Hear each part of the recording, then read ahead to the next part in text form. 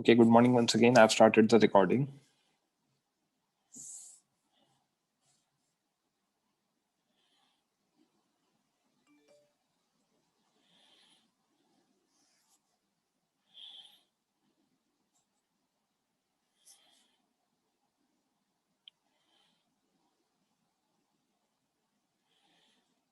Fine.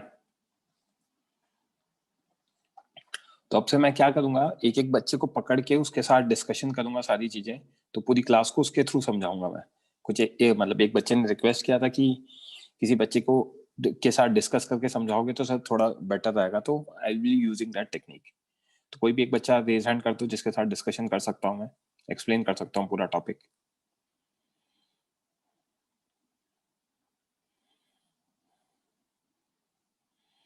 Aditya mike on करो। Hello sir. ठीक है। तो आप लोगों को मैंने पिछले हफ्ते 3 टेस्ट करवाए थे। एक तो आपका ऑफिशियल TWT था, उसके अलावा 2 टेस्ट मैंने और कंडक्ट करे थे।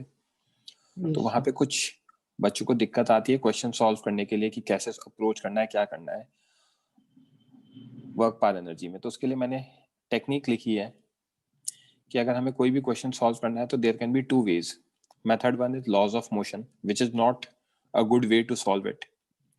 ठीक है, बट मैंने बता दिया है। इसमें प्रॉब्लम्स क्या है वो भी देखेंगे अपन। लॉज ऑफ मोशन में 2 चीजें हैं। कांस्टेंट एक्सेलरेशन है। अगर कांस्टेंट एक्सेलरेशन है तो कांस्टेंट एक्सेलरेशन की कंडीशन क्या है? कोई भी स्प्रिंग फोर्स नहीं होना चाहिए क्योंकि वो वेरिएबल होता है, या फिर कोई भी अदर वेरिएबल फोर्स नहीं होना चाहिए। तो जब भी कोई वेरिएबल फोर्स नहीं है तब एक्सेलरेशन कांस्टेंट होगा, and then we can use equations of motion to calculate velocity, displacement and acceleration. Okay, same way में अगर वेरिएबल फोर्स है तो वेरिएबल एक्सेलरेशन होगा, जैसे कि स्प्रिंग फोर्स है। उस केस में आपको v dv by dx, dv by dt, dx by dt ये सब यूज करना पड़ेगा। तो इसमें क्या आपको ध्यान लगाना पड़ता है कि क्या करना है क्या नहीं करना है। Okay, but work energy theorem जो हमारा मेथड 2 है उसमें आपको ये सोचने की जरूरत ही नहीं है कि फोर्स वेरिएबल है कि नहीं है। आप डायरेक्टली वर्क एनर्जी थ्योरम लगाओ which is equal to change in kinetic energy, directly answer आ जाएगा। और इसका सब पार्ट है कि अगर आपकी कंजर्वेटिव फोर्सेज ही लग रही हैं, केवल और केवल सिर्फ कंजर्वेटिव फोर्सेज है, तो आप मैकेनिकल एनर्जी का कंजर्वेशन भी अप्लाई कर सकते हो in absence of non conservative forces and other forces. तो I will recommend this technique. ठीक है, क्योंकि मेजर क्वेश्चन में स्प्रिंग होता है, स्प्रिंग में वेरिएबल एक्सेलरेशन आ जाएगा तो आप अटक जाओगे। ठीक है, इसी चीज को समझाने के लिए मैंने स्प्रिंग के और एग्जांपल्स कंसिडर करे। ठीक है, वो देखते हैं। निशिम, रेज हैंड किया है बच्चे आपने, बोलो क्या डाउट है। सर क्योंकि सर वो कंजर्वेशन मैकेनिकल एनर्जी से वर्क एनर्जी थ्योरम से ही आया है, तो फिर सर हम लोग हमेशा वर्क एनर्जी थ्योरम लगा ही सकते हैं ना, मतलब हर एक क्वेश्चन में। बिल्कुल सही कह रहे हो।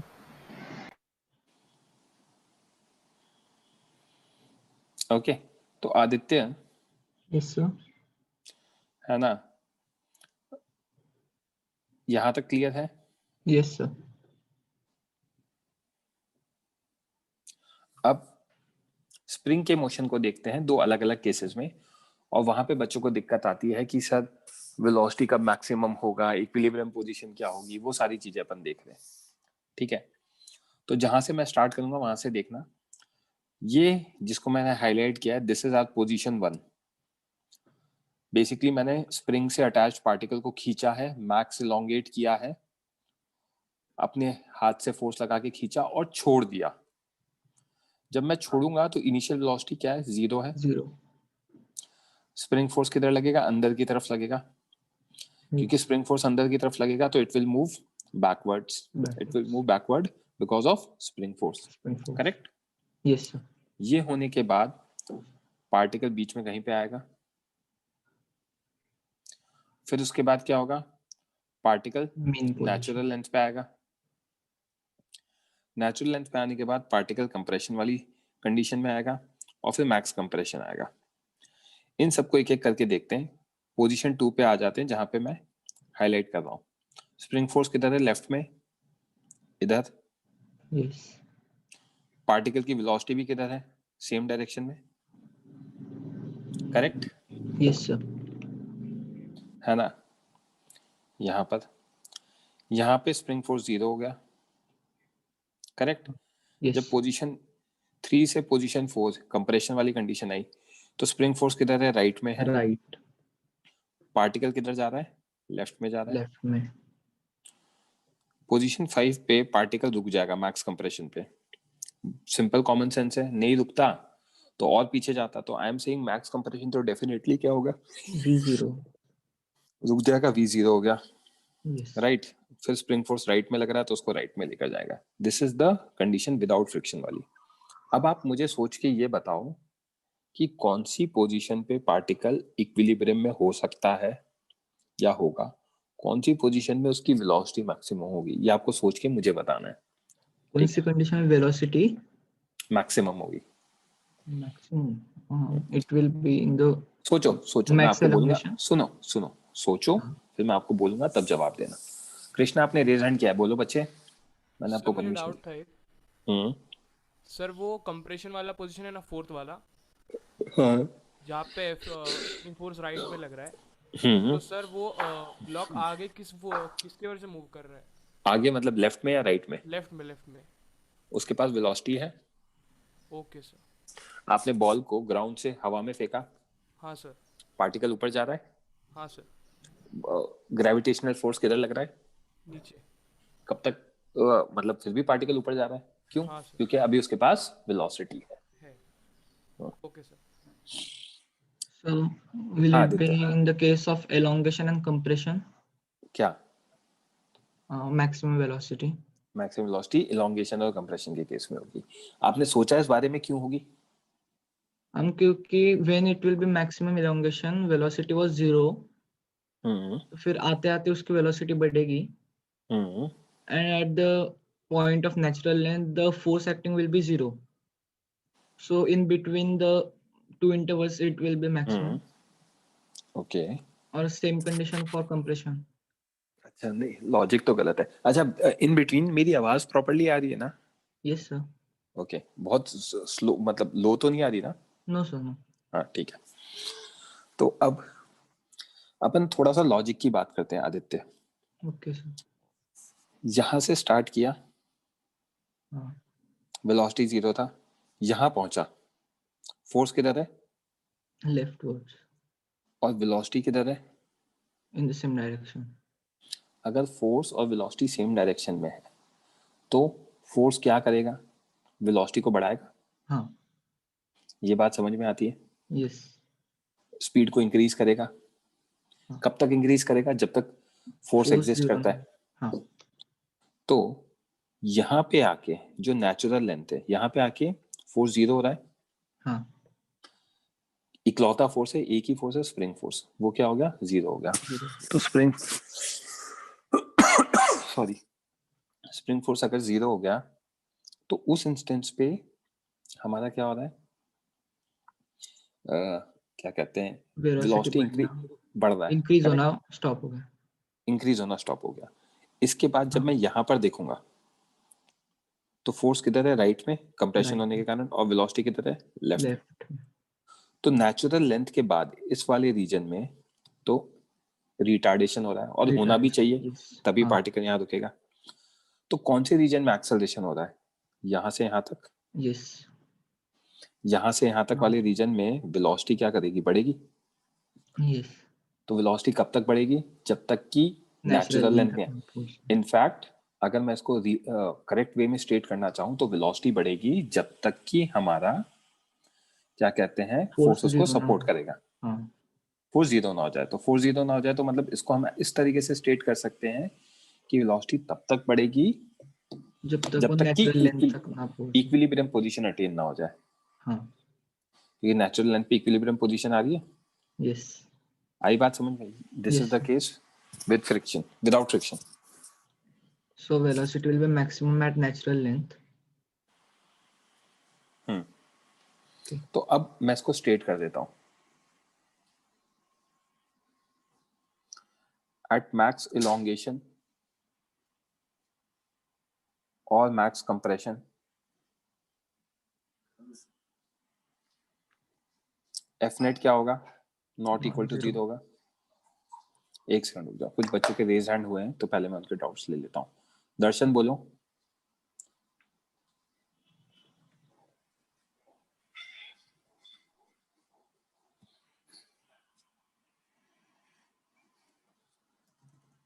Hello sir.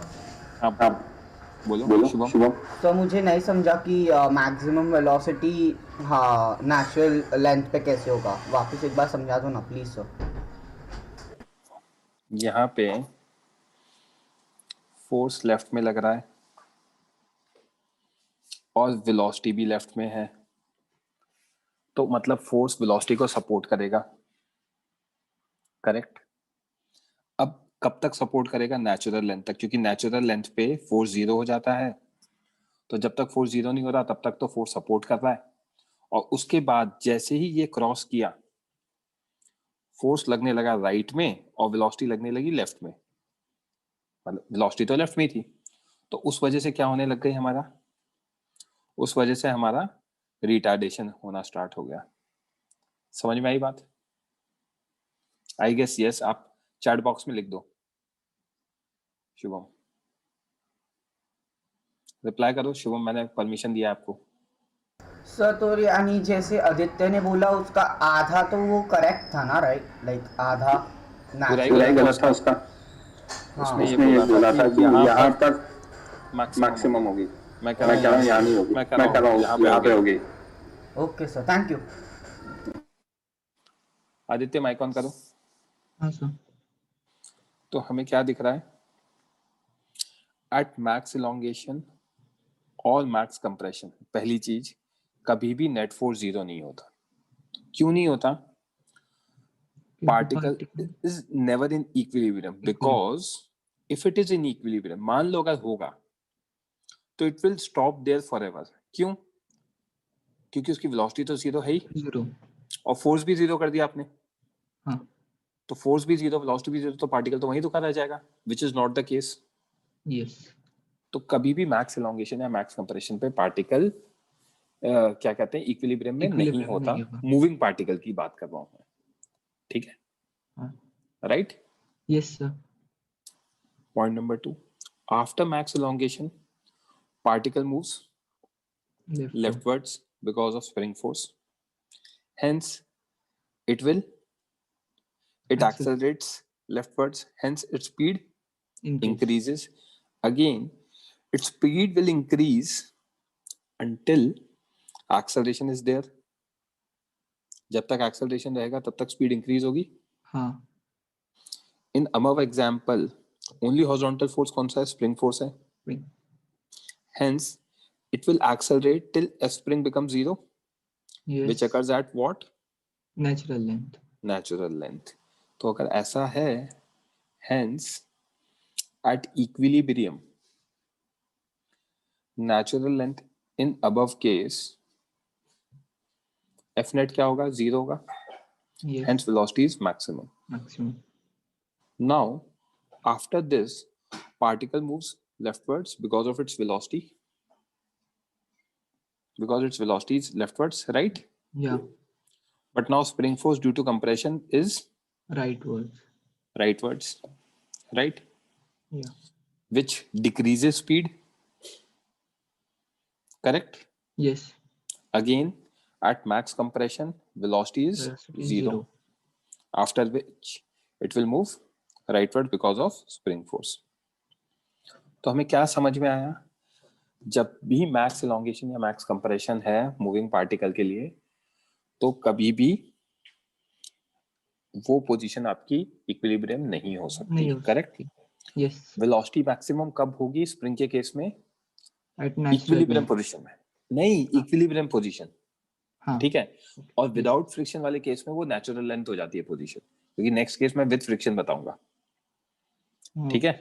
तो कॉन्सेप्चुअली क्लियर होना जरूरी है। इक्विलिब्रियम पे क्यों होगी? क्योंकि इक्विलिब्रियम से पहले जो फोर्स है वो सपोर्ट कर रहा है मोशन को, तो जब तक फोर्स मोशन को सपोर्ट करेगा तब तक क्या होगा? एक्सेलरेशन होगा, और एक्सेलरेशन होगा तो वेलोसिटी बढ़ती रहेगी। समझ में आई बात? Yes sir. कोई डाउट? No sir. ओके, अब यही चीज विद फ्रिक्शन वाला केस देख लेते हैं अपन। Motion of spring friction. With friction, position 1 खींचा पार्टिकल को मैक्स इलोंगेशन पे और छोड़ दिया। तो जैसे ही छोड़ूंगा पहले तो kx मैक्स होगा और फ्रिक्शन छोड़ने के बाद किधर लगेगा, काइनेटिक होगा, पीछे लगेगा। Yes. फिर ये पोजीशन 2 बीच में कहीं पे आएगा जहाँ पे v डैश वेलोसिटी आ रही है, इसको ट्रिपल स्टार मार्क कर रखा है। यहाँ kx, यहाँ पीछे फ्रिक्शन, Friction. फिर नेचुरल लेंथ पे आएगा। नेचुरल लेंथ पे स्प्रिंग फोर्स 0 हो गया, फ्रिक्शन पीछे की तरफ है। Friction is acting. तो Yeah. इस केस में natural length is not in equilibrium. दिख रहा है आपको? हाँ सर। इकलौता फोर्स फ्रिक्शन बचा जो कि पीछे की तरफ है, तो natural length can't be equilibrium position. ये मैंने काम आपका सिंपल कर दिया। इसके बाद पार्टिकल लेफ्ट में जा रहा है बट कंप्रेशन के कारण स्प्रिंग फोर्स भी राइट में, और क्योंकि पार्टिकल लेफ्ट में तो फ्रिक्शन भी राइट में, तो दोनों क्या करेंगे, both will produce retardation, hence it will decelerate. At max compression particle रुकेगा राइट, उसके बाद स्प्रिंग फोर्स तो राइट में लगी रहा है, और जब पार्टिकल राइट में मूव करने लगेगा तो फ्रिक्शन किधर लगने लग जाएगा, लेफ्ट में लगने लग जाएगा। करेक्ट? यस। अब इस फिगर को देख के मुझे ये बताओ कौन सी पोजीशन हमारी इक्विलिब्रियम हो सकती है। ठीक है, हाँ। कौन सी पोजीशन हमारी क्या कहते हैं मैक्सिमम वेलोसिटी वाली हो सकती है, और सारी चीजें बतानी है आपको। समझ में आई बात? यस। हाँ ध्रुव बोलो। सर सर ये फ्रिक्शन किनके बीच में होगा? आपके और मेरे। सर ऑब्वियसली पार्टिकल जहाँ पे मूव कर रहा है उसके और ग्राउंड के बीच में। बट सर मुझे ग्राउंड तो दिख नहीं रहा, तो हाँ थोड़ा सर, अज्यूम वही कर डाउट। लो ना यार लड़के। हाँ सर। हवा में घूम रहा है क्या? आप सच में यार मजे लेते हो ना ध्रुव मेरे, ऐसे सवाल पूछ पूछ के। हाँ Aditya. So how in this case how can the body be in equilibrium? किसी पोजीशन में हो सकती है क्या? देखो मैंने नंबर कर रखा है ग्रीन में 1 2 3 4 5। नहीं हो सकता। Can there be an equilibrium position? देखो सोचो फिर जवाब दो, ऐसे डायरेक्टली जवाब मत दो। डायरेक्टली दोगे तो गलत आने के चांसेस ज्यादा है।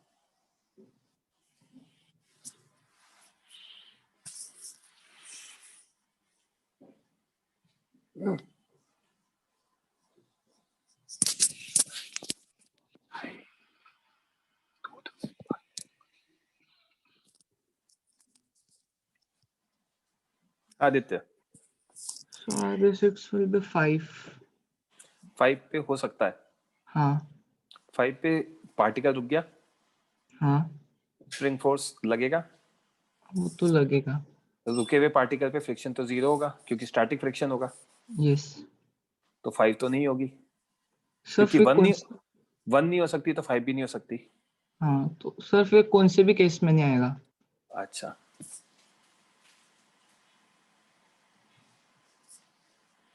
तो सोचो क्या आपको ये पोजीशन 2, हेमंग आपने रीजन किया है। हाँ हेमंग बोलो बच्चे। सर पोजीशन 2 और 4 में काइनेटिक इक्विलिब्रियम हो सकता है जब 4 में नहीं हो सकता,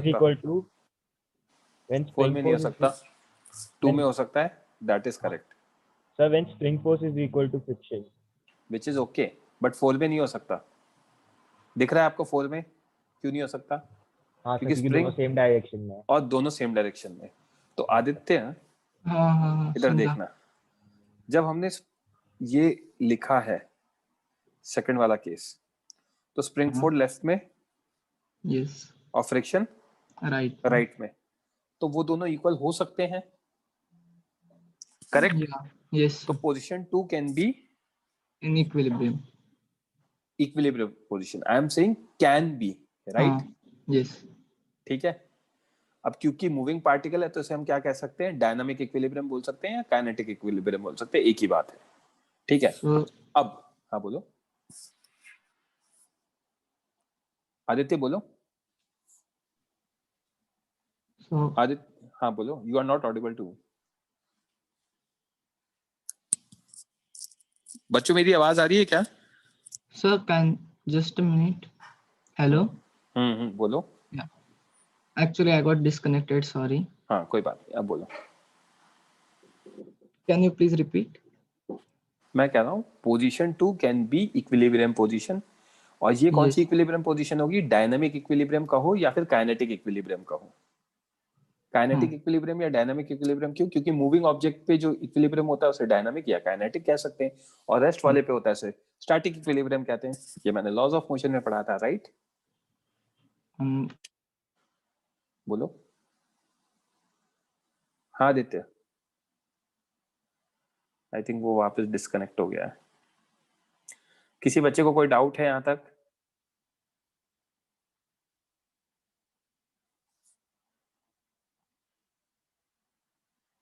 हाँ दुबे जी। हाँ सर।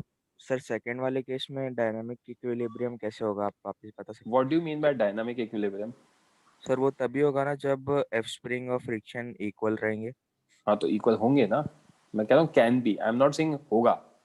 कैन समझते हो, CAN, it can Yes, be, sir. क्योंकि लेफ्ट और राइट है तो एक दूसरे को कैंसिल करके हो सकते हैं। समझ में आई बात? Yes sir. And sir fifth वाले केस में फ्रिक्शन पीछे क्यों लग रहा है? फिफ्थ के बाद लग रहा है फ्रिक्शन पीछे, एक्चुअली इसके आपको बाद ये, ओके सर। हाँ ये वाला जो फ्रिक्शन है और ये वाला जो फ्रिक्शन है, ये वाला 1 के बाद है जस्ट, और ये वाला 5th के बाद है जस्ट। ओके यस सर, क्योंकि वहां पे रेस्ट पे रहेगा ना तो हाँ हाँ स्टैटिक होगा। राइट, क्लियर है? हाँ कशिश जी बोलो। सर मेरा ये डाउट था, अगर friction of A spring force equal हो गए तो वो पूरे मोशन में इक्वल हो गए किसी भी एक स्पेसिफिक पॉइंट पे? आप बताओ ये बात, तो आप मुझसे ऐसे ऐसे सवाल पूछते हैं ना सुबह सुबह कि मेरा लैपटॉप पे सर मारने का मन करता है। भाई स्प्रिंग फोर्स एक वेरिएबल फोर्स है, kx। ओके हाँ, यस सर। हाँ भाई शुभम बोलो। सर वो यश ने लास्ट में क्या बोला सर, वो समझा नहीं मुझे। वो यश को फोन करके पूछना ना। अरे सर मतलब उसने बोला काइनेटिक इक्विलिब्रियम क्या होता है, तो मैंने बताया काइनेटिक इक्विलिब्रियम मतलब होता है मूविंग ऑब्जेक्ट का, तो मूविंग ऑब्जेक्ट के इक्विलिब्रियम को काइनेटिक इक्विलिब्रियम कहते हैं, और पोजीशन 2 पे हो सकता है, can be, right?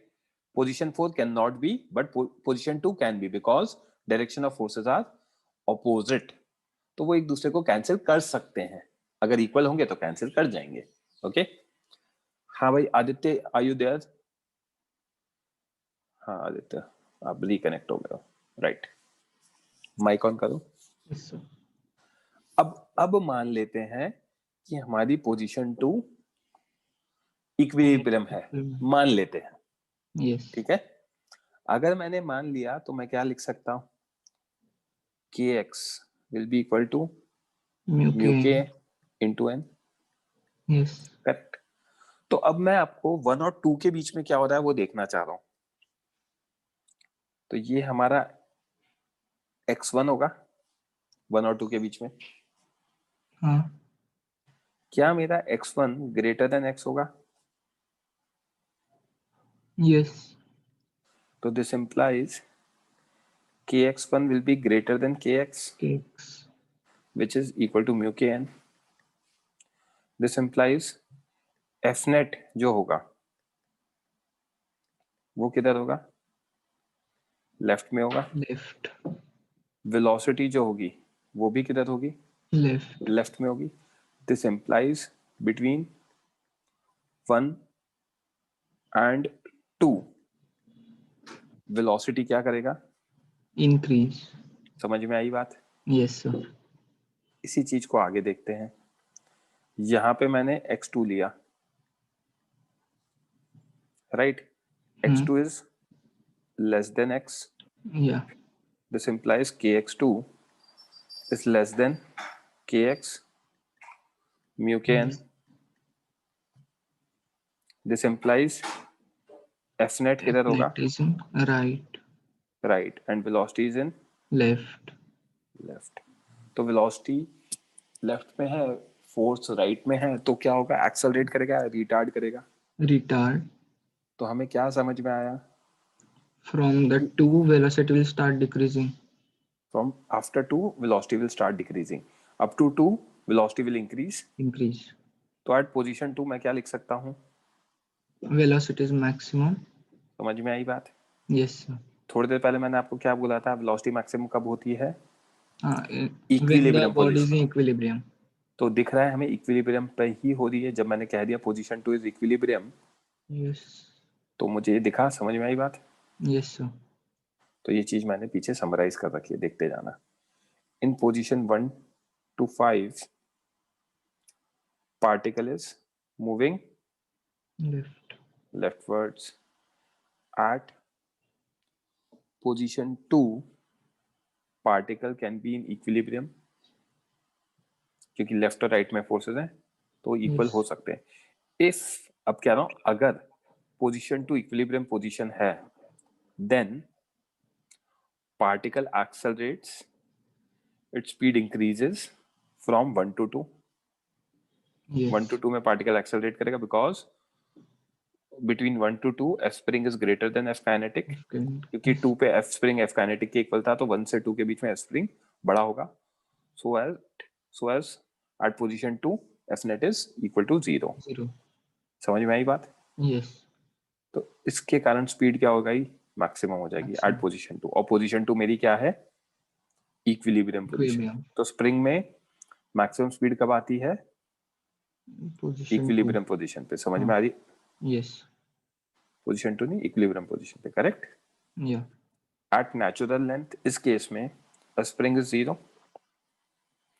But F net is not equal to 0, क्योंकि यहाँ पे फ्रिक्शन लग गया।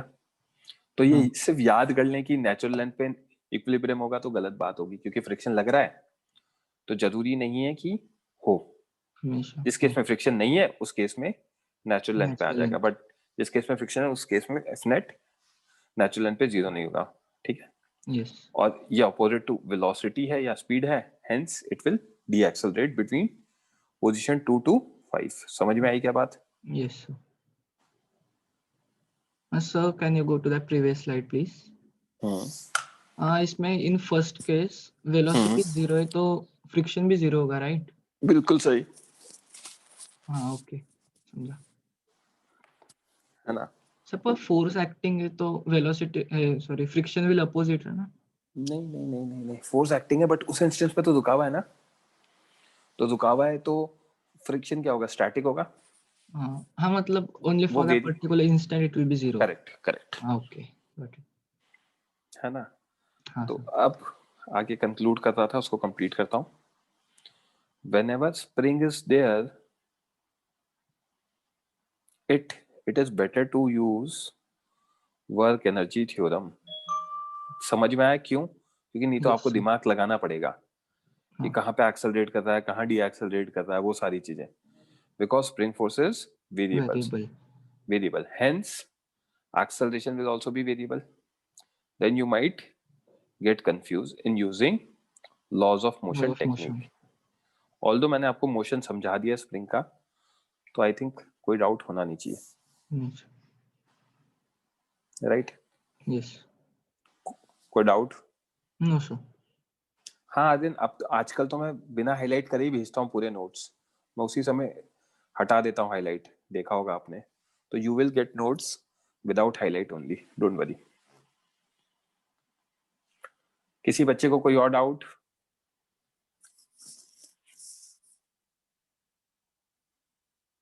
ओके, सो यहाँ तक क्लियर है। तो नेक्स्ट टॉपिक देखते हैं आदित्य। हाँ सर. रिलेशन बिटवीन, जो आखिरी टॉपिक है हमारा, potential energy and conservative force.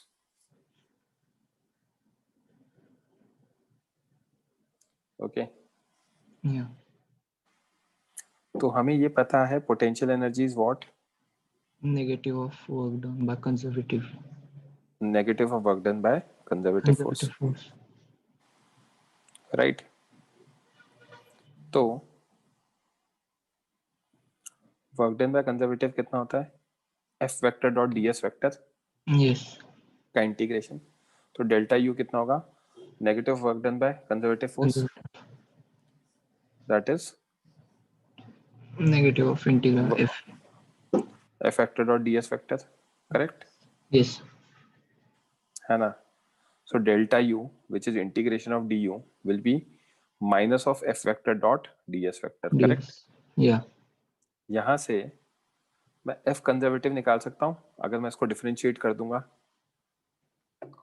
पूरी इक्वेशन को। तो सबसे पहले इंटीग्रेशन साइन दोनों जगह तो हट जाएगा और du by ds करते ही मेरा f कंजर्वेटिव आ जाएगा। Negative of du by ds is f conservative. समझ में आई बात? Yes.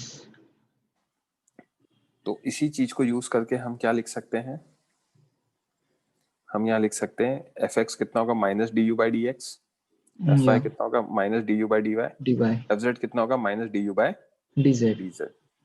समझ में आई बात? Yes. fx, xy and fz are conservative force along x, y and z Z direction respectively। आई बात समझ में? Yes. अब मैं आज आप लोगों को थोड़ा सा पार्शियल डिफरेंशिएशन का आइडिया दूंगा। मेरी वॉइस ब्रेक तो नहीं हो रही है?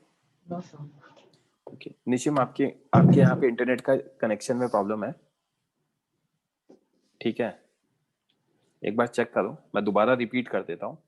मैंने f कंजर्वेटिव बताया था minus D U by D S, तो एफ एक्स आ जाएगा minus D U by D X, F Y आ जाएगा minus D U by D Y, F Z आ जाएगा minus D U by D Z. F X, F Y, F Z are conservative forces, conservative force along X, Y and Z direction respectively. मैंने ये बोला है। Okay तो आदित्य, हाँ sir. एक quantity होती है पार्शियल डिफरेंशिएशन। पार्शियल डिफरेंशिएशन पहली चीज सेम होता है डिफरेंशिएशन जैसा, एग्जैक्ट सेम प्रोसेस, बिल्कुल सेम है। ठीक है, हाँ। अब जब हमें डिफरेंशिएट करना होता है, लिखा होता है differentiation of f with respect to x, तो उसको कैसे डिनोट करते हैं? It is denoted as df by dx। dx। Same way में कोई मुझसे बोलेगा partial differentiation of f with respect to x, तो उसको डिनोट करेंगे, it is denoted as del f by del x। ये d को टेढ़ा कर दिया है तो इसे कहते हैं del f by del x। Okay तो डिनोट करने का तरीका समझ में आ गया? Yes. सॉल्व करने का तरीका एग्जैक्ट सेम है। So then what is the difference हाँ, then? वही आ रहा हूँ। सिर्फ डिफरेंस क्या है? In partial differentiation we can take all variables as constant. सारे वेरिएबल्स को हम कांस्टेंट ले सकते हैं apart from the one with respect to which we are performing partial differentiation. जिसके रिस्पेक्ट में पार्शियल डिफरेंशिएशन कर रहे हैं उसको छोड़ के सारे वेरिएबल्स को आप क्या ले सकते हो? कांस्टेंट ले सकते हो। जैसे कि हम इस वाले केस में del f by del x कर रहे थे, तो सिर्फ और सिर्फ वेरिएबल क्या होगा? df। x, del हाँ, x होगा। df। समझ में आ रही? हाँ ओके। राइट। हाँ। तो यही चीज मैंने लिखी है, in above case x will be only variable। इसका एग्जांपल देता हूं, फिर मैं आपके डाउट्स लूंगा। हेमंग लोअर योर हैंड अभी बच्चे। फोर्स हमें दे रखा है 7x square plus y cube, और मुझसे पूछा गया है del f by del x निकालो या del f by del y निकालो। तो अगर मैं del f by del x निकालूंगा तो differentiation of 7x square y cube by del x होगा। 7y क्यूब बाहर ले सकते हो क्योंकि x के रिस्पेक्ट में कर रहा हूं, तो बाकी सब कुछ क्या है? कांस्टेंट। तो 7y क्यूब कांस्टेंट है तो बाहर आ गया। तो x स्क्वायर का डिफरेंशिएशन करना है, x स्क्वायर का डिफरेंशिएशन कितना आएगा? 2x, और 7y क्यूब बाहर है, तो आंसर कितना आ जाएगा? 14xy cube del f by del x। अगर कोई मुझसे कहता है del f by del y करो, तो 7x square y cube by del y करूंगा, तो 7x स्क्वायर बाहर आ जाएगा। y को छोड़ के सब कुछ कांस्टेंट है, तो constant can be taken out. y cube का डिफरेंशिएशन करेंगे, y क्यूब का डिफरेंशिएशन आएगा 3y स्क्वायर, और 7x स्क्वायर ऑलरेडी लिखा है, तो आंसर आ जाएगा 21x स्क्वायर y स्क्वायर। तो पार्शियल डिफरेंशिएशन का मतलब समझ में आया? हाँ। ओके अब किसी को कोई डाउट है तो अब रेज हैंड कर सकते हो पार्शियल डिफरेंशिएशन वाले पार्ट में। यस हेमंत, बोलो बच्चे। सर मतलब इसमें हम इनडायरेक्ट रिलेशंस को कंसीडर नहीं करते। नहीं, इनडायरेक्ट नहीं, इनडायरेक्ट तो अलग चीज होगी ना। इनडायरेक्ट में तो क्या होता है, एक्स पे डिपेंडेंसी आ जाती है ना, y is function of p and p is function of x। नहीं sir, like y is function, अगर ये वाले एग्जांपल में y is a function of x, then what, then हम लोग उसको y को रिप्लेस कर देंगे या फिर y को रिप्लेस कर सकते हो तो कर दो, कोई दिक्कत नहीं है। और नहीं तो सिर्फ अगर आपको x के रिस्पेक्ट में करना है ना, तो y जो भी वेरिएबल है उसको छोड़ दो। ओके ठीक है, हरिहरन बोलो। सर जो आपने पार्शियली करके दिखाया ना, उसे आप रेगुलर डिफरेंशिएशन में एक बार करके दिखाओ ना। रेगुलर में भी करके दिखाऊं? हाँ सर, सिर्फ एक, कोई एक। ठीक है, माइक ऑन रखना। माइक ऑफ कर दिया क्या इसने? रेज हैंड करो।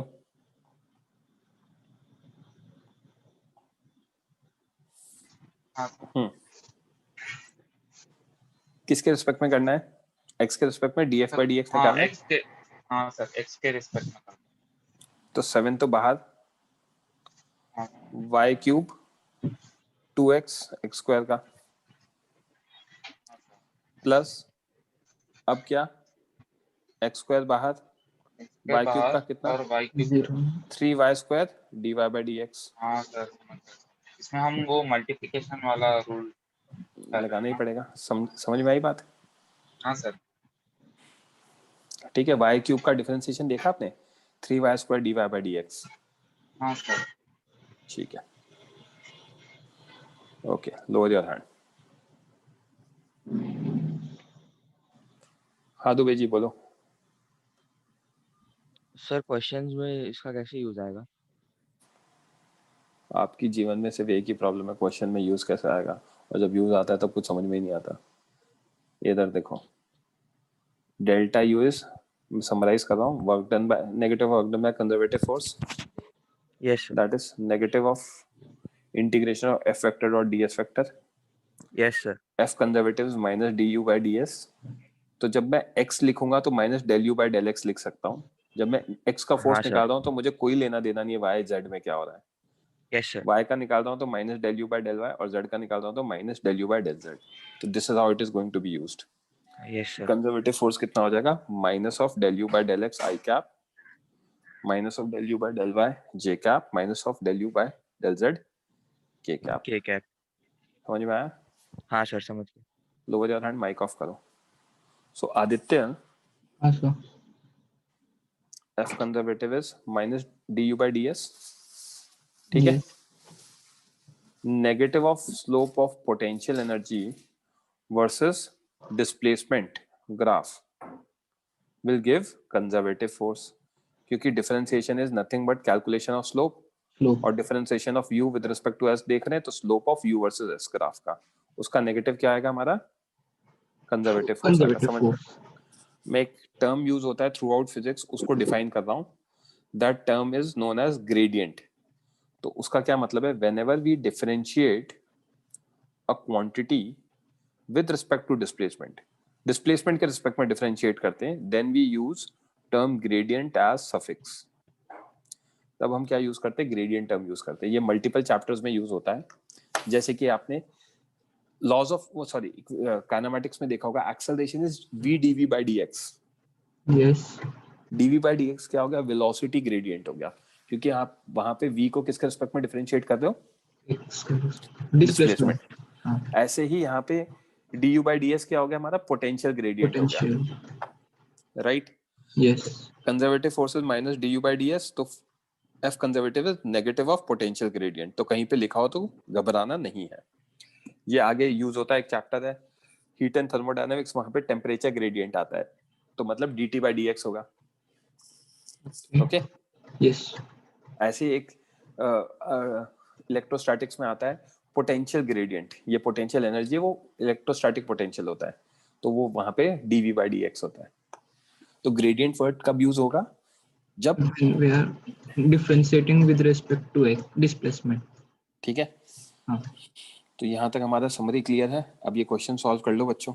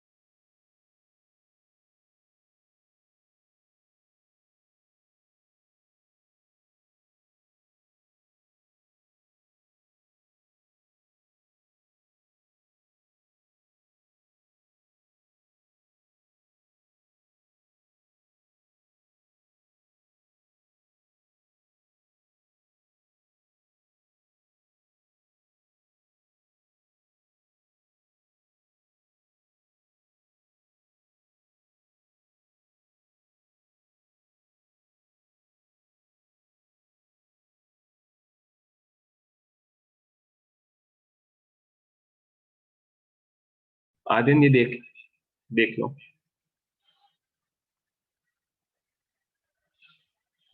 हेमंत आपका आंसर सही है, अरिंजय सही है।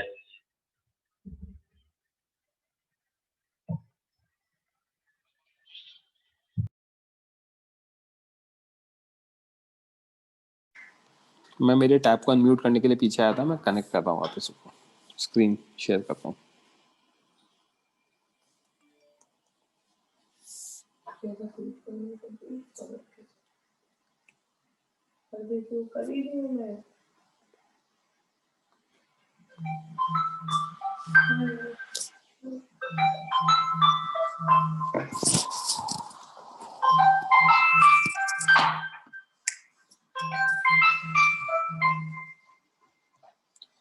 तो आंसर कैसे निकालेंगे बच्चों? फोर्स हमारा आएगा minus del you by del x I cap minus del you by del y j cap. तो u हमारा के एक्स वाई होता है, तो del you by del x होगा के वाई, तो and del you by del y हो जाएगा के एक्स। तो फोर्स आ जाएगा माइनस के वाई आई कैप माइनस के एक्स जे कैप। यहां तक किसी को कोई डाउट?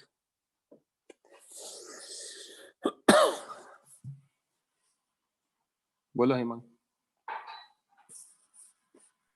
सर लाइक यहाँ पे अगर रिलेशन दे दिया y is equal to something x के टर्म्स में, तो सर क्या करेंगे फिर? आप पहले ही डाल दो ना। अच्छा ओके सर। राइट। और अगर कॉम्प्लेक्स फंक्शन हुआ तो सर? नहीं, वो आपको बताएंगे यार, ऐसे डिफरेंशिएशन की अभी जो लिमिटेशंस है वो खत्म हो जाएगी। ठीक है, थोड़े टाइम की बात है। मैथ्स में क्या चल रहा है आपको? कौन कौन से टॉपिक्स चल रहे हैं मैथ्स में? सर बाइनोमियल चल रहा है और स्ट्रेट लाइन्स चल रहा है। हाँ, तो 1-2 महीने के आई एम अज्यूमिंग कि जो MT1 हो, अभी MT2 होगा, उसके बाद आपका वो स्टार्ट हो जाएगा, क्या कहते हैं, कैलकुलस। तो उसमें फिर आपकी जो लिमिटेशंस है ना डिफरेंशिएशन वाली, वो खत्म हो जाएंगी। वो आपको वहां पे पढ़ाई देंगे। ठीक है, okay, thank you sir. Okay. यहाँ तक किसी को कोई doubt? Hemant, lower your hand.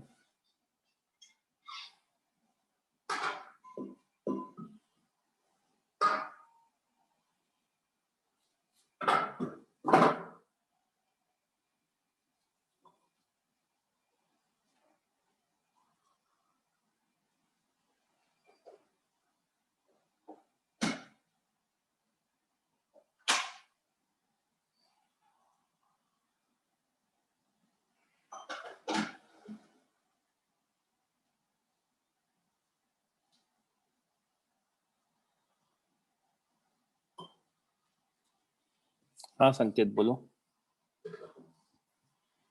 Sir minus क्यों आएगा? माइनस बताया ना पहली। सर सुना नहीं सर, वापस बताओ। अरे बताया था ना, negative work done by conservative हाँ सर, फोर्स। ये सर ये तो यहाँ ये याद आ गया। यहाँ तक क्लियर है?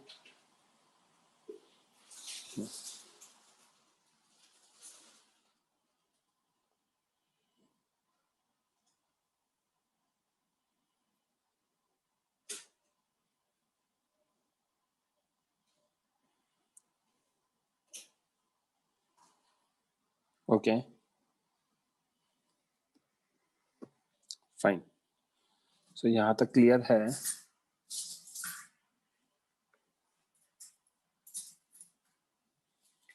नेक्स्ट हमें दे रखा है पोटेंशियल एनर्जी कर्व दे रखा है। आप लोगों को ये अलग अलग पॉइंट्स हमने मार्क कर रखे हैं। एक सेकंड, शुभम बोलो।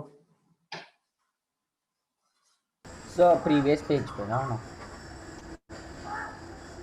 सर, यहाँ ये फर्स्ट लाइन कैसे लिखा आपने, समझ नहीं आ रहा है मुझे। f is equal to minus del you by x. अच्छा ओके, हाँ minus del you by, okay हाँ सर समझ गया।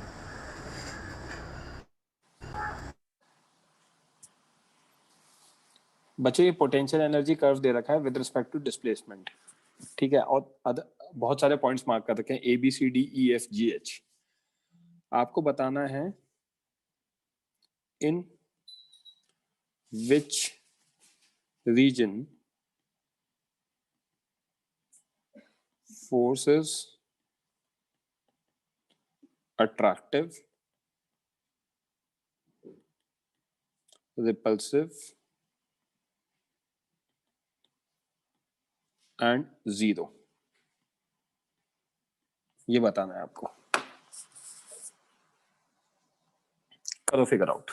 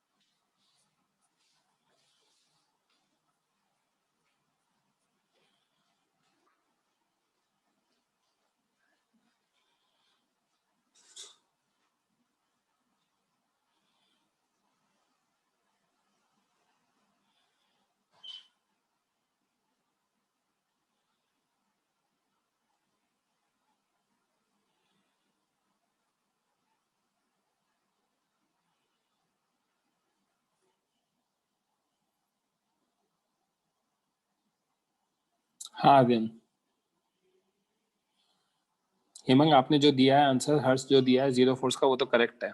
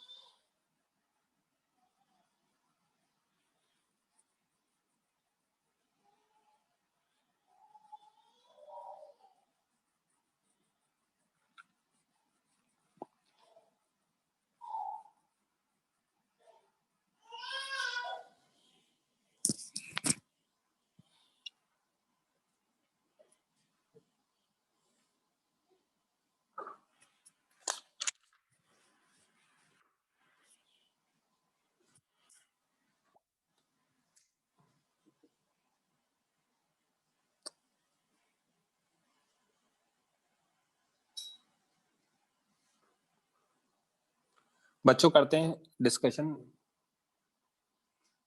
Last 1 minute.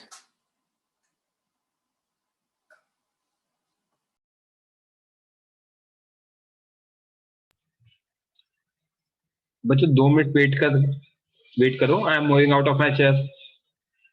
I let you know once I am back.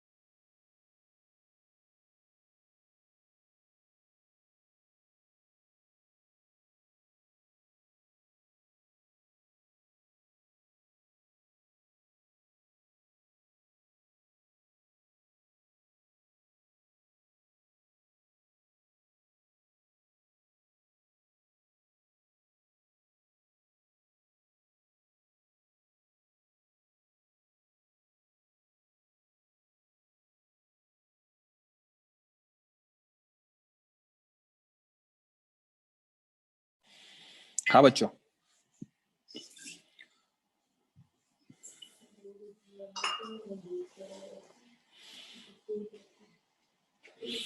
Raise hand करो, कौन करेगा मेरे साथ डिस्कस?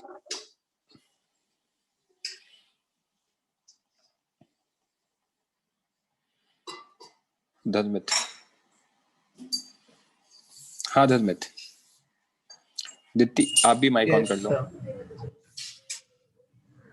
हाँ दित्ती बच्चे आप भी माइक ऑन कर लो। हाँ धर्मित, आपके अकॉर्डिंग कौन कौन से पॉइंट्स होने चाहिए? एक्चुअली मुझे कोई आइडिया ही नहीं आ रहा था, इसमें कंफ्यूज हो गया हूँ। कोई बात, कंफ्यूज क्या, इसे कहते कुछ आइडिया नहीं लगना। कंफ्यूज तो you know two things and you are confuse between two. दित्ती माइक ऑन करो बच्चे, मैंने परमिशन दिया है आपको। ओके चलो धर्मित, अपन डिस्कस कर लेते हैं। Yes sir. फोर्स हमारा minus D U by D x है। हाँ। अगर स्लोप मेरा नेगेटिव होगा, D U by D x अगर मेरा नेगेटिव होगा, ठीक है, तो फोर्स मेरा क्या हो जाएगा? पॉजिटिव। पॉजिटिव हो जाएगा। और ये जो पॉजिटिव फोर्स है, ये मेरा फोर्स क्या होता है? रिपल्सिव होता है। क्योंकि अगर फोर्स पॉजिटिव है तो पार्टिकल क्या है? फर्दर मूव अवे करता चल जाएगा। फोर्स पॉजिटिव, पॉजिटिव फोर्स है तो वो क्या करेगा? वो जिस डायरेक्शन में जा रहा था उधर ही चला जाता जाएगा और दूर। हाँ। तो उससे क्या होगा? उसे हम क्या कहेंगे? समझ में आई बात? Yes sir. यही चीज अगर स्लोप हमारा पॉजिटिव है तो फोर्स मेरा क्या होगा? नेगेटिव। फोर्स नेगेटिव है तो मतलब फोर्स क्या है? अट्रैक्टिव है। Yes sir. पार्टिकल खींच के आएगा वापस। और अगर मेरा फोर्स स्लोप जीरो है तो फोर्स मेरा क्या होगा? जीरो होगा। समझ में आई बात? सर इस डायग्राम पे कोई पॉइंट पे स्लोप जीरो होगा ना, कोई मतलब स्लोप करेंगे जीरो तो करेंगे है नहीं। वो भी डिस्कस करेंगे। Okay sir. तो अब आपके अकॉर्डिंग निकालो कि कौन से पॉइंट पे अट्रैक्टिव होना चाहिए, कौन से रीजन में, कौन से पॉइंट पे जीरो होना चाहिए, वो सब निकाल के मुझे बताओ। माइक ऑफ करो अपना, सोचो, उसके बाद सोच के बताओ। राइट? ओके दुबे जी बोलो।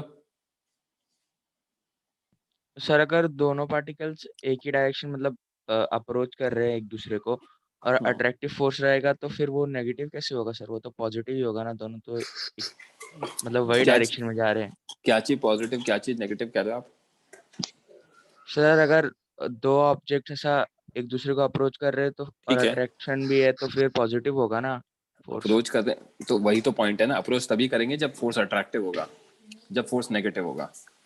नहीं तो आप उनके बीच के फोर्स अगर फोर्स नेगेटिव होगा तभी वो अट्रैक्टिव होंगे। फोर्स अगर दो के बीच में पॉजिटिव हो जाता है ना तो वो पार्टिकल अवे मूव करते हैं। सर तो इसमें आपने पार्टिकल के पास जीरो वेलोसिटी ऐसा कंसीडर किया? नहीं। तो सर अगर दोनों के पास एक दूसरे के डायरेक्शन में वेलोसिटी होगी तो भाई एक दूसरे के डायरेक्शन में वेलोसिटी होगी, वो तो आपने एक्सटर्नल एजेंट से दे दी ना वेलोसिटी। हाँ सर। मैं तो एक्सटर्नल एजेंट की बात ही नहीं कर रहा हूँ ना। पार्टिकल खुद से जो है अर्थ की तरफ गिर रहा है, ठीक है? अट्रैक्शन। हाँ अट्रैक्शन है। Yes sir. सर मतलब इसमें एक्सटर्नल फोर्स नहीं है बस वही। Okay sir. सर तो फिर आ गया आंसर। गुड। शुभम आपने रेज हैंड किया है, बोलो। नहीं सर क्लियर हो गया। हरी रजन बोलो बच्चे।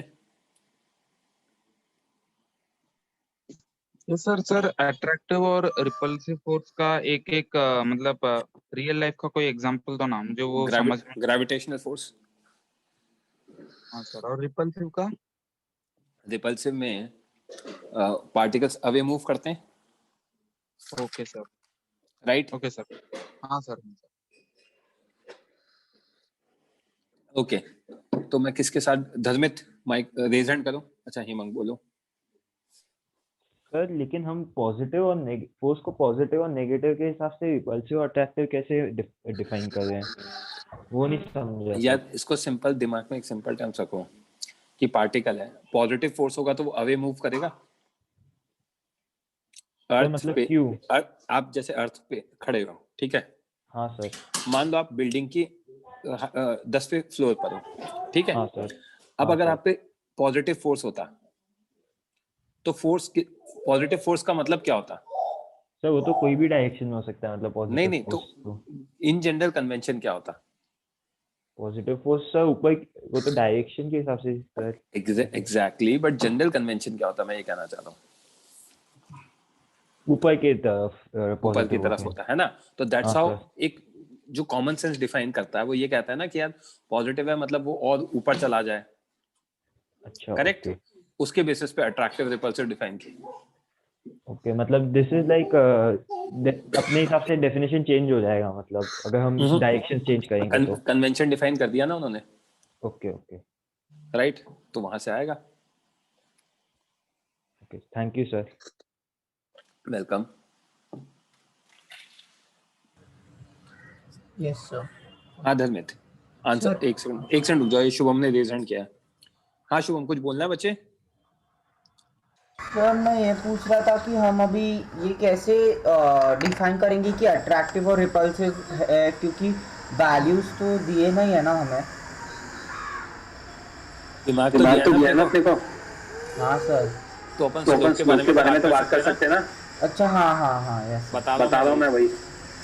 माइक ऑफ करो। हाँ Dharmit. Sir A to B और D to F वाला जो स्लोप है उसमें रिपल्सिव आएगा, और एक सेकंड, A to B में क्या आएगा? Repulsive sir. रिपल्सिव आएगा, क्यों? सर स्लोप नेगेटिव है और फोर्स पॉजिटिव हो जाएगा ना, तो फोर्स ठीक है। रिपल्सिव। और D to F में भी ऐसा होगा ठीक है। सर। B to D और F to H पॉजिटिव, मतलब ये अट्रैक्टिव फोर्स होगा। ठीक है। और सर जीरो फोर्स तो इंडिविजुअल पॉइंट्स पे होगा, B, कौन? D, बी, F और परफेक्ट। H पे। तो मैं यहाँ पे क्या लिख सकता हूँ, है ना, between A and B, what I can write, slope equal to du by dx is equal to negative, which implies force is equals to positive, which implies what? Repulsive force. Repulsive force.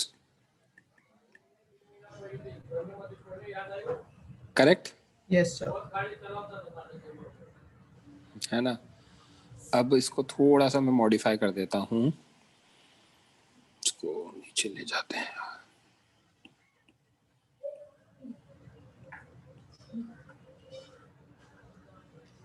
Between A and B, है ना, और Yes. D and F। D and F.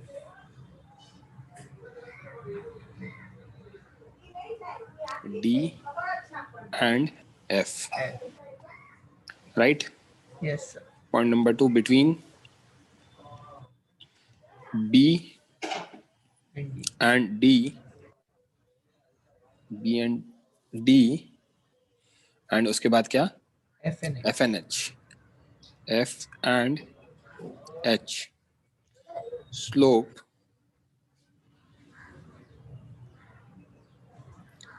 is equals to du by dx is equal to positive, Yes, which implies force is equals to what? Negative, implies attractive force. attractive force। समझ में आई बात? Yes sir. Okay. And B पे, D पे, F पे और H पे क्या होगा? Slope zero होगा at B, D, F and H, du by dx is equals to 0, implying Force is zero. force is equals to 0। Correct? Yes sir. यहां तक किसी को कोई डाउट?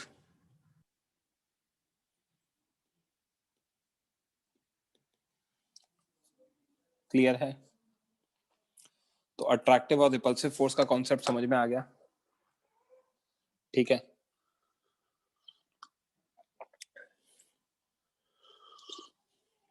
बोलो आदित्य। हाँ sir, I want to ask that if we somehow change the axis, means displacement on the y-axis and potential energy on x, then how we will proceed with that? दिमाग लगा लो ना फिर यार। तब आप जैसे आप dy by dx निकाल दो, उसकी जगह dx by dy निकाल लेना। वो भी अगर नेगेटिव आया तो? नहीं नहीं नहीं, आप ये सोचो सिंपल, u को y एक्सिस पे रखा है, डिस्प्लेसमेंट को x पे। अब u को x पे रख रहे हो और y को डिस्प्लेसमेंट को y पर। हाँ। तो ऐसे केस में क्या होगा, dx by dy निकालना, जैसे अभी हम dy by dx निकाल रहे हैं स्लोप के लिए, वैसे dx by dy निकालना, राइट। और dx by dy अगर पॉजिटिव आ रहा है तो slope negative, sorry force negative होगा, मतलब अट्रैक्टिव होगा। हाँ ओके, मतलब सेम ही। समझ में आई बात? Yes sir, thank you. Okay fine, next heading देखते हैं बच्चों, इक्विलिब्रियम। या एक सेकंड यार, मेरे पास टाइम नहीं है, तो मैं आपको बुकलेट का कुछ क्वेश्चन करा देता हूं, और 20 मिनट में के बाद में होगा नहीं इक्विलिब्रियम वाला, तो अपन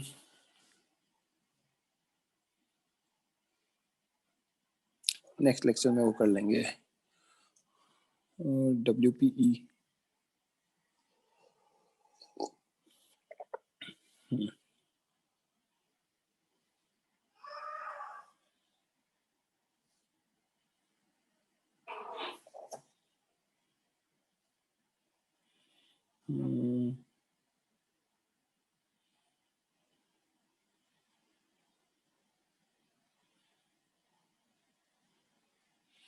ये क्वेश्चन 25 दिया था क्या मैंने होमवर्क में?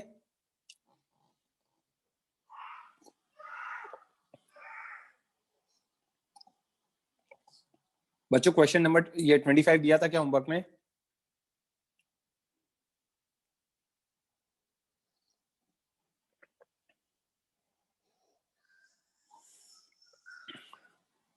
अभी कर लो बच्चों क्वेश्चन 25।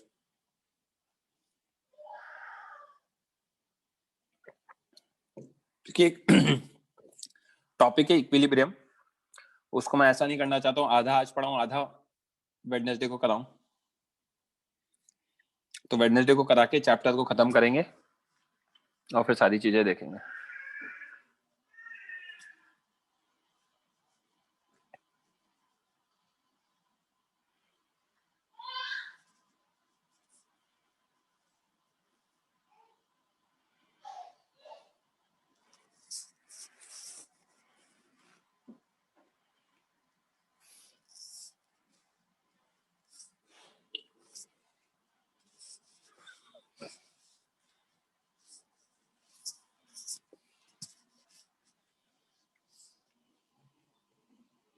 नेक्स्ट चैप्टर अपन पढ़ेंगे सेंटर ऑफ मास, जो मेजर टेस्ट में आ रहा है।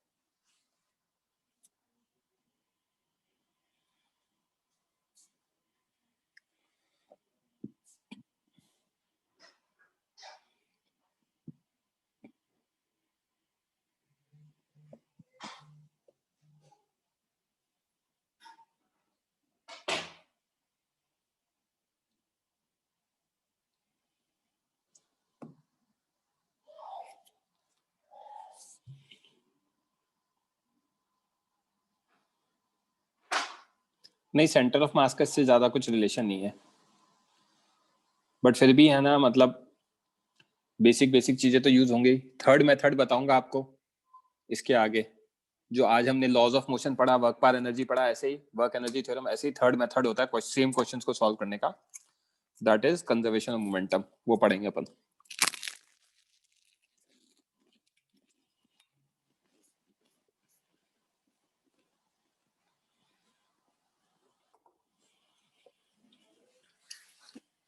Last 1 minute.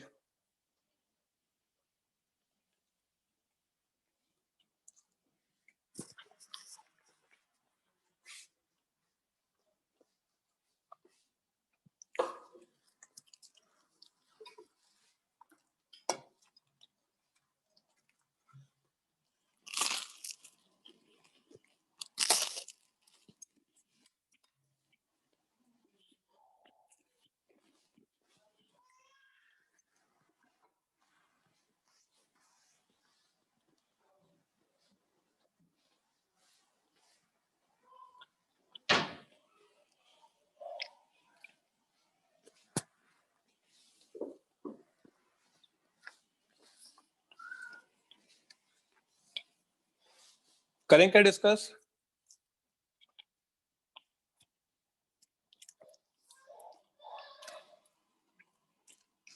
रेज हैंड करो, कौन करेगा डिस्कस?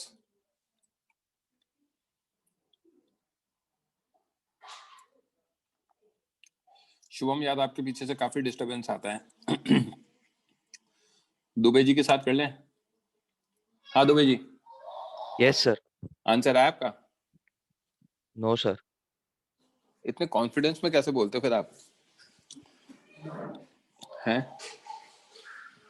मतलब ये कॉन्फिडेंस कहाँ से लाए हो आप, मुझे बताओ यार, आई वांट सम। क्या किया दुबे जी आपने, कैसे सॉल्व किया, क्या सोचा आपने? सर इंटीग्रेट करने का सोचा। इंटीग्रेट करने का सोचा? किसको इंटीग्रेट करना है, आपको खुद, मुझको? सर फोर्स को। अच्छा, डिस्प्लेसमेंट। फोर्स को क्यों इंटीग्रेट करना है? सर वर्क डन फाइंड करना है ना। ओके, आप y को x के रिस्पेक्ट में इंटीग्रेट कर सकते हो? नहीं कर सकते नो हो ना? Sir, no sir. चलो, फोर्स दे रखा है, k is a positive constant which acts on a particle moving in xy plane. ये y axis हो गई, ये x axis हो गई. Starting from origin, the particle is taken along positive x axis. यहाँ से यहाँ गया, a, 0. करेक्ट? हाँ सर। फिर उसके बाद parallel. in parallel to y axis. Yes sir. ये पॉइंट हो गया हमारा a, a. Correct? Yes sir. हमसे पूछा है ये पाथ 1 है और ये पाथ 2 है। करेक्ट? Yes sir. अब हमसे वर्क डन पूछा है, राइट? तो यस सर। F1 फोर्स 1 लिख रहा हूं, ky which is equal to 0 I cap. Correct? Yes sir. है ना? Plus kx j cap, x variable है। हाँ सर। करेक्ट? जब मैं F2 लिखूंगा तो आपका x की वैल्यू क्या हो जाएगी, फिक्स हो जाएगी। Yes sir. ये हो जाएगा ka j cap plus ky I cap। Correct? हाँ सर। अब सोचो इसके बारे में क्या होगा। Again I am giving you 2 minutes. Okay sir. Okay, मैं अपना माइक ऑफ कर रहा हूँ 1 मिनट के लिए।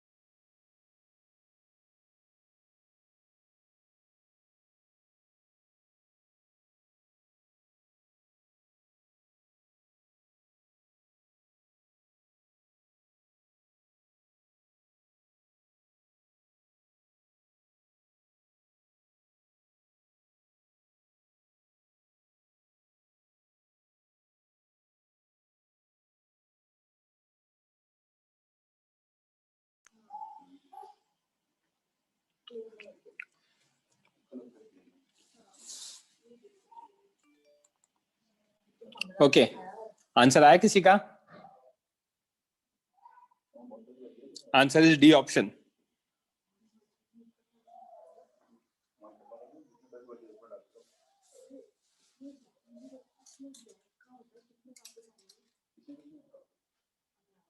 कौन करेगा मेरे साथ डिस्कस?